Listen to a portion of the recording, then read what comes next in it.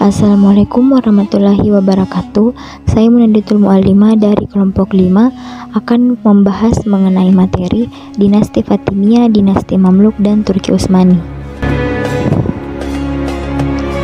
Pada materi Dinasti Fatimiyah, Dinasti Mamluk, dan Turki Utsmani ini, saya akan membahas mengenai awal berdirinya, kemudian kemajuannya di berbagai bidang, dan keruntuhan sampai pada peninggalan-peninggalannya.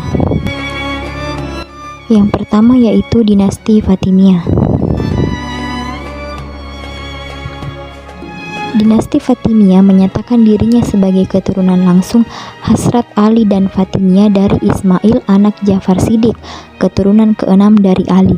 Sekte Islamiyah ini pada awalnya tetap tidak jelas sehingga datanglah Abdullah ibnu Maimum yang kemudian memberi bentuk terhadap sistem agama dan politik Ismailiyat ini. Menurut von Grunebaum pada tahun 860 Masehi, kelompok ini pindah ke daerah Salamiyah di Syria, dan disinilah mereka membuat suatu kekuatan dengan membentuk pergerakan propagandis dengan tokohnya Said ibnu Husain. Mereka secara rahasia menyusupkan utusan-utusan ke berbagai daerah muslim, terutama Afrika dan Mesir, untuk menyebarkan Ismailiyat kepada rakyat. Dengan cara inilah mereka membuat landasan pertama bagi munculnya dinasti Fatimiyah di Mesir. Selama masa berdirinya, dinasti Fatimiyah memiliki kurang lebih 14 khalifah-khalifah yang pernah menjabat. Di antaranya adalah Abu Muhammad Abdullah, Abdul Qasim Muhammad, Abu Sahir Ismail, Abu Tamim, Abu Mansur, Abu Ali al-Mansur al-Hakim, Abul Hasan Ali al-Sahir, Abu Tamim, Ma'ad Mustansir, Al-Mustali Bilal al-Amir, Abdul al-Majid al-Safir al-Faiz, dan yang terakhir adalah al-Adid. Selanjutnya yaitu perkembangan dinasti Fatimiyah dalam berbagai bidang. Yang pertama yaitu bidang politik dan pemerintahan. Di bidang politik ini terdapat beberapa kemajuan yang berhasil dilahirkan oleh dinasti Fatimiyah. Di antaranya yaitu dalam menjalankan pemerintahannya, dinasti Fatimiyah membentuk wasir-wasir dan juga dewan-dewan dalam pemerintahannya. Kemudian bentuk pemerintahannya dianggap sebagai pola baru dalam sejarah Mesir, di mana dalam pelaksanaannya khalifah adalah kepala negara yang bersifat temporal. Kemudian para menteri kekhalifahan dibagi dalam dua kelompok, yaitu kelompok militer dan sipil. Pada masa pemerintahannya, kepala negara dipimpin oleh seorang imam atau khalifah. Keberadaan para imam atau khalifah dianggap sebagai sesuatu yang diwajibkan dan merupakan tradisi kekuasaan yang sudah turun-temurun. Yang kedua yaitu bidang pemikiran dan filsafat. Dalam bidang pemikiran dan filsafat ini ada beberapa filsuf yang muncul pada dinasti Fatimiyah, yaitu Abu Hatim ar-Razi, seorang dari Ismailiyah yang pemikirannya lebih banyak dalam masalah politik. Kemudian Abu Abdullah an-Nasafi, Abu Yaqub as-Sajasi, dan Abu Hanif an-Nu'man al-Maghribi. Kemudian ada Ja'far ibnu Mansur al-Yamani dan Hamiduddin al-Kirmani. Selanjutnya yaitu dalam bidang pendidikan dan ilmu pengetahuan. Ilmuwan paling terkenal pada masa dinasti ini adalah Yakub ibnu Kilis, yang berhasil membangun akademi-akademi keilmuan dan berhasil membesarkan ahli fisika bernama Muhammad At-Tamimi, kemudian ahli sejarah bernama Muhammad ibnu Yusuf al-Kindi, dan Ibnu Salama al-Qudai. Berdirinya lembaga keilmuan yang disebut Darul Hikam atau Darul Ilmi. Kemudian pada masa Al-Muntansir terdapat perpustakaan yang di dalamnya berisi 200.000 buku dan 2.400 illuminated Al-Quran. Kemudian dalam ilmu astronomi banyak dikembangkan oleh Ali ibnu Yunus dan Ibnu Haytham. Kemudian dalam masa dinasti Fatimiyah kurang lebih ada 100 karya tentang matematika, astronomi, filsafat, dan kedokteran yang dihasilkan. Pada masa dinasti Fatimiyah juga terdapat beberapa lembaga yang dijadikan sebagai pusat pengembangan pendidikan Islam. Di antaranya adalah masjid, perpustakaan, Dar al-Im. Utamanya yang paling terkenal adalah Al-Azhar sebagai pengembangan pendidikan agama Islam pada masa dinasti Fatimiyah di Mesir. Kemudian selanjutnya yaitu bidang ekonomi dan perdagangan. Saat itu masjid, kemudian rumah sakit, perguruan tinggi, dan istana khalifah yang berukuran sangat besar menghiasi kota Kairo. Kemudian banyaknya mandian umum yang dibangun dengan terlihat sangat banyak di setiap tempat. Kemudian pasar yang mempunyai 20.000 toko yang besar dan dipenuhi dengan berbagai produk. Kemudian petani di Mesir membagi waktu untuk bercocok tanam dalam 2 musim, yaitu musim dingin dan musim panas. Dan juga di bidang perdagangan, kota Fusfat menjadi kota perdagangan di mana semua barang dikirim dari kota ini. Selanjutnya yaitu bidang sosial kemasyarakatan.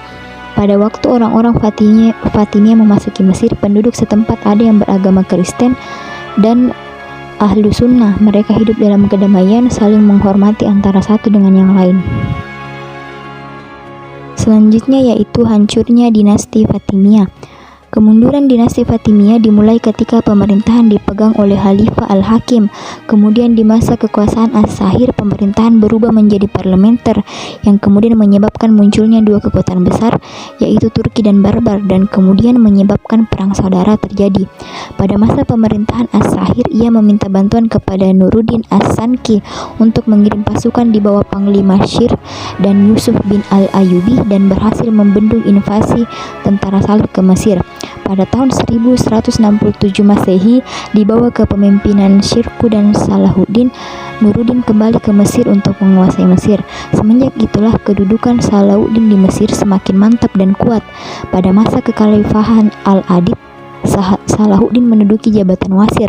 Dengan kekuasaannya tersebut, Salahuddin mengadakan pertemuan untuk menyelenggarakan khutbah dengan menyebut nama Khalifah Abbasiyah Al-Mustadi, di mana peristiwa ini menjadi simbol dari runtuhnya sekaligus berakhirnya kekuasaan dinasti Fatimiyah. Selanjutnya yaitu peninggalan dinasti Fatimiyah. Beberapa di antaranya yaitu Masjid Al-Ansar, Masjid Hakim bi Amrillah, Bab An-Nasar, Bab Al-Futuh, dan Bab Suwailah. Selanjutnya yaitu dinasti Mamluk. Golongan budak yang menjadi cikal bakal berdirinya dinasti Mamluk adalah para budak yang dimiliki oleh para sultan dan amir pada masa Kesultanan Bani Ayyub. Para budak ini berasal dari Asia Kecil, Persia, Turkistan, dan Asia Tengah. Dinasti Mamluk berasal dari golongan hamba atau yang dimiliki oleh para sultan dan amir yang dididik secara militer oleh tuan mereka. Dalam sejarah Islam, raja-raja yang berasal dari budak ini disebut Mamalik, atau oleh literatur barat disebut Mamluk. Dinasti Mamluk yang memerintah di Mesir dibagi menjadi 2, yaitu Mamluk Bahri dan Mamluk Burji. Selanjutnya yaitu masa kehancuran dinasti Mamluk. Terdapat beberapa faktor, yaitu munculnya sistem baru yang menyebabkan kericuhan dalam pemerintahan, kemudian pola hidup mewah yang menjalar, sikap penguasa yang memeras pedagang, dan terjadinya peperangan antara tentara Turki Utsmani sebanyak 2 kali menjadi penyebab langsung runtuhnya dinasti Mamluk. Selanjutnya yaitu Turki Utsmani. Setelah runtuhnya kekuasaan Bani Abbasiyah, kekuatan umat Islam mulai melemah, hingga akhirnya setelah fase suram tersebut, Turki Utsmani muncul sebagai kekuatan baru. Dinasti ini menjadi salah satu di antara 3 dinasti Islam yang besar di abad pertengahan. Kesultanan Turki Utsmani atau yang dikenal juga dengan dinasti Ottoman berdiri setelah hancurnya Turki Seljuk yang berkuasa selama kurang lebih 250 tahun. Dinasti Utsmani berkuasa selama sekitar 6 abad, yaitu 1294 sampai dengan 1924 Masehi. Pada masa kekuasaan dinasti Utsmani tersebut, terdapat 38 orang sultan yang menjadi pemimpin kerajaan secara bergantian. Selanjutnya yaitu kemajuan peradaban Turki Utsmani dalam berbagai bidang. Yang pertama yaitu bidang pemerintahan, militer, dan maritim. Kekuatan militer kerajaan Turki Utsmani menjadi kuat karena pada masa awal kerajaan diisi oleh orang-orang kuat. Selain itu, kekuatan militer pertama kali menjadi lebih diperhatikan ketika terjadi kontak senjata dengan Eropa. Kerajaan Turki Utsmani selain mementingkan persenjataan militer dan kekuasaan yang terbukti mampu menguasai wilayah yang sangat luas baik di Asia, Afrika maupun Eropa. Peradaban-peradaban masa Turki Utsmani sama sekali tidak terabaikan, terbukti dari sangat pesatnya kemajuan dalam peradabannya. Pada masa itu pula terlahir banyak ilmuwan-ilmuwan ternama. Pada saat Konstantinopel diubah menjadi ibu kota kerajaan Turki Utsmani, Istanbul menjadi pusat pelayaran. Lautan dalam Golden Horn ditetapkan sebagai pusat industri dan gudang persenjataan maritim oleh Sultan Muhammad II dan dan memerintahkan Hamdan Pasha, komandan angkatan laut pada tahun 1480 Masehi, dikomandoi oleh Gedik Ahmed Pasha, berhasil membangun kapal di Gallipoli Maritime Arsenal. Marinir Turki mampu mendominasi Laut Hitam dan menguasai Otranto, dan pembangunan serta perluasan pusat persenjataan maritim akhirnya dilakukan dari Galatama sampai ke Sungai Kagite dan tersedia 150 unit kapal. Selanjutnya yaitu pada bidang pendidikan. Pada masa kerajaan Turki Utsmani terjadi transformasi pendidikan, di mana pada saat itu sekolah-sekolah didirikan dan perguruan tinggi serta mendirikan fakultas kedokteran dan juga fakultas hukum. Selain itu muncul juga sastrawan dan bahkan mengirim pelajar yang berprestasi ke luar negeri. Sepanjang masa Kesultanan Utsmani, masyarakat bahkan berusaha membangun perpustakaan. Perkembangan lembaga pendidikan Islam di Turki Utsmani tidak hanya pada sekolah dasar, namun juga pada madrasah-madrasah dan perguruan tinggi mengalami perkembangan yang cukup signifikan. Madrasah pertama yang dibangun pemerintahan Utsmani berada di Iznik, di mana Orhan Gazi, penguasa dinasti Utsmani, merupakan orang yang pertama kali membangun madrasah tersebut. Madrasah sebagai pusat pendidikan dan kesetaraan ini kemudian terus menyebar seiring dengan kian luasnya kekuasaan Turki Utsmani. Saat menaklukkan sebuah wilayah baru, segera dibangun masjid dan madrasah. Secara struktural, madrasah-madrasah itu merupakan bagian dari sistem wakaf dan otonom secara finansial. Kegiatan madrasah-madrasah juga berada di bawah pengawasan negara. Madrasah tidak hanya didirikan oleh sultan dan anggota keluarga kerajaan, namun banyak madrasah yang didirikan oleh para wazir dan negarawan. Selanjutnya yaitu pada bidang ekonomi. Para pedagang berdatangan dari berbagai penjuru baik dari dalam maupun luar negeri. Wilayah Turki pada saat itu disematkan pusat perdagangan dunia. Selain dari pendapatan perdagangan, Turki Utsmani memiliki sumber keuangan negara yang sangat besar, yaitu dari harta rampasan perang serta negara-negara yang dapat ditaklukkan dan orang-orang simi. Turki Utsmani sebagai instruktur perdagangan, pemungut pajak atau cukai, pelabuhan sebagai sumber perekonomian cukup besar bagi Turki. Selanjutnya yaitu pada bidang sosial. Persis halnya kebudayaan Persia, kerajaan Turki Utsmani mengambil perihal ajaran agama mengenai etika dan tata krama dalam kehidupan di istana dan Bizantium. Mereka mengambil organisasi kemiliteran dan pemerintahan. Mereka mengadopsi perihal prinsip-prinsip ekonomi, sosial, keilmuan, dan huruf melalui bangsa Arab. Masyarakat Turki Utsmani tenar dengan kepiawaiannya di bidang perang, yang paling diprioritaskan di bidang militer dan pertahanan. Selanjutnya yaitu bidang arsitektur. Pada bidang arsitektur, di masa pemerintahan Sultan Sulaiman dibangun berbagai sarana ibadah, pendidikan, kesehatan, ekonomi, dan hiburan di berbagai kota besar maupun kecil.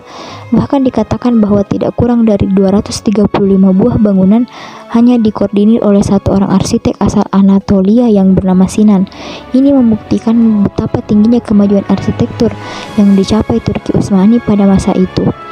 Turki Utsmani banyak meninggalkan karya-karya agung berupa bangunan yang indah seperti Masjid Jami Muhammad Al-Fatih dan Masjid Abu Ayyub Al-Insari. Masjid tersebut dihiasi dengan kaligrafi oleh Musa Azam. Pada masa Sulaiman, di kota-kota besar lainnya banyak dibangun masjid, sekolah, rumah sakit, gedung makam, jembatan, saluran air, villa, dan permandian umum. Kemudian di bidang sastra dan prosa, kerajaan Turki Utsmani melahirkan dua tokoh terkemuka, yaitu Katib Çelebi dan Elfia Çelebi. Katib Çelebi yang dikenal dengan sebutan Mustafa Abdullah merupakan seorang penulis besar. Adapun karyanya yang besar ialah Kasyif al-Sunun fi Asma'i al-Kutub wa al-Funun, sebuah presentasi biografi penulis-penulis penting di dunia timur bersama daftar dan deskripsi lebih dari 1.500 buah buku berbahasa Turki, Persia, dan Arab. Selanjutnya yaitu bidang sains dan teknologi. Pada bidang sains dan teknologi, pada tahun 1577 dibangun observatorium untuk melakukan pengamatan astronomi. Kemudian ada percetakan Istanbul pada tahun 1727 Masehi, sehingga akses buku-buku tentang ilmu kedokteran, ilmu pasti, kemudian ilmu sejarah, hadis, fikih, dan juga tafsir mudah untuk didapatkan. Kemudian di tahun 1717 Masehi berdiri lembaga terjemah untuk menerjemahkan buku-buku ilmu pengetahuan ke dalam bahasa Turki. Selanjutnya yaitu bidang keagamaan. Sultan Turki memegang dua kekuasaan, yaitu pertama kekuasaan yang mengurusi masalah-masalah keduniaan atau pemerintahan yang disimbolkan dengan gelar sultan, dan kedua kekuasaan yang mengurusi masalah agama yang disimbolkan dengan gelar khalifah. Selanjutnya yaitu kehancuran dari kerajaan Turki Utsmani. Faktor-faktor dari kehancuran kerajaan Turki Utsmani dapat dikategorikan dalam dua bagian, yaitu faktor internal dan faktor eksternal. Yang pertama yaitu faktor internal.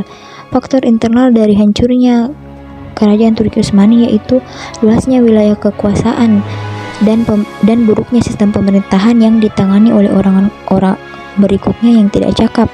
Kemudian hilangnya keadilan, merajalelanya korupsi dan meningkatnya kriminalitas merupakan faktor yang sangat berpengaruh terhadap keruntuhan dari kerajaan Turki Utsmani. Kemudian heterogenitas penduduk dan agama, kemudian kehidupan istimewa yang bermegahan, dan merosotnya perekonomian negara akibat dari peperangan. Kemudian yaitu faktor eksternalnya, timbulnya gerakan nasionalisme, kemudian terjadinya kemajuan teknologi di barat, khususnya dalam bidang persenjataan. Selanjutnya yaitu peninggalan dari kerajaan Turki Utsmani.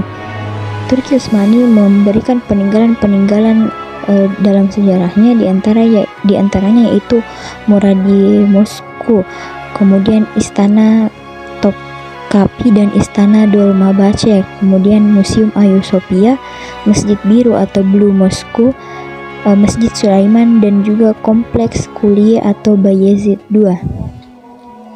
Itulah tadi hasil materi atau presentasi yang dapat saya paparkan pada kesempatan kali ini. Lebih dan kurangnya mohon dimaafkan. Wassalamualaikum warahmatullahi wabarakatuh. Terima kasih.